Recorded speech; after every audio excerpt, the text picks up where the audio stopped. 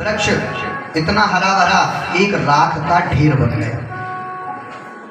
उसी समय कश्यप ऋषि ने अंजलि में जल लिया और जल ले करके जैसे ही छोड़ा, आज अंकुर उत्पन्न हुआ। पुनः जल लिया, मंत्र को अभिमंत्रित किया और पुनः जल छोड़ा तो जितनी शाखाएं पहले थी उतनी शाखाएं परिवर्तित हो गई। तीसरी बार जल लिया, मंत्र को अभिमंत्रित किया, जैसे ही छोड़ा जितने पत्ते उस पर पहले थे उतने ही पत्ते आ गए। तक्षक ने कहा कि मैं समझ गया हूं कि आप परीक्षित जी को पुनः जीवित कर सकते हैं, लेकिन अगर आपने परीक्षित जी को पुनः जीवित किया तो जो संत का दिया हुआ श्राप है वो मिथ्या हो जाए। इसलिए आप क्या चाहते हो वो आप हमसे ले लीजिए। तो आज कश्यप ऋषि ने कहा कि मुझे अपनी धर्म पत्नी के लिए 16 श्रृंगार चाहिए। अगर आप 16 श्रृंगार मुझे प्रदान कर दें तो मैं यहीं से वापस चला जाऊंगा। तो आज तक्षक ने उसी पेड़ के नीचे से एक सोने का कलश स्वर्ण से भरा हुआ प्रदान किया और कश्यप ऋषि वहीं से वापस चले गए। अगर कश्यप ऋषि वापस नहीं जाते तो परीक्षित जी महाराज की मृत्यु नहीं होती। लेकिन होई है वही राम रच राखा, को कर तर्क बढ़ावे शाखा। जो विधि का विधान है उसे कोई टाल नहीं सकता है। तो आज तक्षक आया अपने हाथों में पुष्पांजलि लेकर के, जैसे ही आया है पुष्पांजलि परीक्षित जी को भेंट की। परीक्षित जी ने मन में विचार किया कोई ब्राह्मण अंत समय पर मुझे पुष्पांजलि प्रदान कर रहा है। जैसे ही हाथ आगे बढ़ाया उसी समय उस ब्राह्मण रूपी तक्षक ने तक्षक का रूप धारण किया और परीक्षित जी के शरीर को ध्वंस कर दिया। लेकिन परीक्षित जी पहले ही अपनी आत्मा को परमात्मा के चरणों में विलीन कर चुके थे, तो केवल शरीर को दंश किया। परीक्षित जी महाराज की अंत्येष्टि क्रिया की गई और जब जनमेजय महाराज को पता लगा कि मेरे पिता की मृत्यु तक्षक नाग के द्वारा हुई है, तो नाग यज्ञ किया।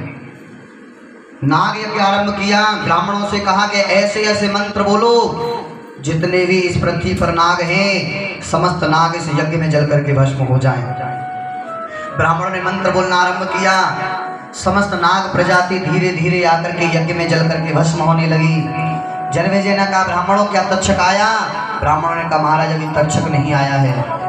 तो कहा कि तक्षक का आह्वान करो। अब तक्षक के आह्वान के लिए मंत्र बोले गए। तो आज तक्षक इंद्र के पास गया। इंद्र से जाकर कहा हे इंद्र मुझे बचाइए, जनमेजय मुझे यज्ञ में भस्म करना चाहते हैं। इंद्र ने कहा कि आप चिंता मत करो, मेरे सिंहासन से लिपट जाओ। अब तक्षक इंद्र के सिंहासन से लिपट गया। जनमेजय ने कहा ब्राह्मणों क्या आपके पास इतनी शक्ति नहीं है कि अभी तक आप तक्षक को नहीं बुला पाए? ब्राह्मणों ने कहा महाराज जो तक्षक है वो इंद्र के सिंहासन से लिपट गया है, इसलिए विलंब हो रहा है। तो कहा कि एक काम करो, ऐसे ऐसे मंत्र का उच्चारण करो कि इंद्र सहित तक्षक इस यज्ञ में जल करके भस्म हो जाए। अब तो ब्राह्मणों ने मंत्र का उच्चारण करना आरंभ किया तो इंद्र का सिंहासन डोलने लगा। इंद्र ने ब्रह्मा जी से प्रार्थना की कि ब्रह्मा जी अगर तक्षक जल करके भस्म हो गया और समस्त नाग प्रजाति यज्ञ में जल करके भस्म हो जाएगी तो ये पृथ्वी भी नहीं रहेगी। तो पृथ्वी किसके ऊपर है? शेष के ऊपर है। तपवल शीस धरत सहसानन, ये पृथ्वी एक शेष के ऊपर है तो ये संपूर्ण पृथ्वी जलमग्न हो जाएगी, संपूर्ण सृष्टि का विनाश हो जाएगा। इसलिए ब्रह्मा जी ने आस्तिक मुनि को भेजा। आस्तिक मुनि आए। आस्तिक मुनि ने आकर के आज नाग यज्ञ बंद करवाया।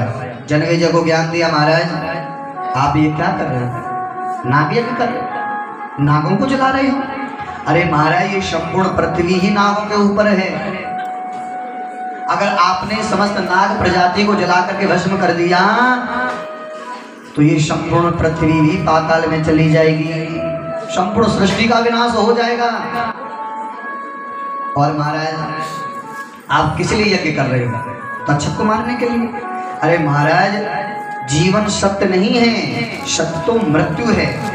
मरना तो संसार में सबको है, एक ना एक दिन सबकी मृत्यु आनी है। मृत्यु तो कारण से आती है, कोई ना कोई कारण मृत्यु लेकर के ही आती है। ये विचार मत करो कि तक्षक ने मेरे पिता को मारा है।